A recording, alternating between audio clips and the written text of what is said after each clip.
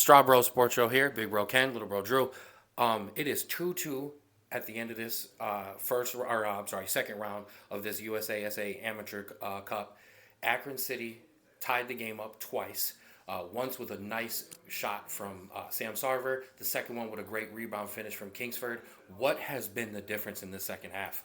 It really seems that Akron has been able to step up the tempo defensively. They've been able to close down a lot of Northern Indiana players. They're not allowing them to make those 1-2 passes to get into open space, but it's also been the ability to kind of just get the ball over the top and do a lot better at getting onto those balls and getting better passes, being crisper on the ball, and making more chances than they did, and I was able to get those goals there. A combination of things. One, Northern Indiana is definitely fatigued.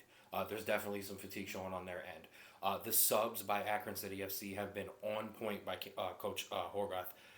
McLaughlin has come in, been in that holding role. He's moved out wide, and he's completely changed the game with those balls over top, the ones, the long balls that you were talking about. They've made some changes up top. Kingsford has actually dropped into that cam role. He's actually dropped back a little bit, and he's got more touches on the ball in the second half that I think he's had for 2 games. So that has definitely helped this team defensively. There's definitely a spark. This back line, what we talked about at halftime, was having an issue. Kind of has now locked it in together, and they're kind of back in and rolling. What is going to be the key here in extra time to kind of hold strong that first maybe 10-15 minutes, as you know, in Northern Indiana's coming? Yeah, no, absolutely. Both teams, I think, are definitely settled in both offensively and defensively, and this is going to be a very much kind of a feeling out process start of the game, and similar to how you do it in the beginning of a game, where you want to see what the other team is going to come at you with. Are they going to go for it? Are they going to stay and go to penalties?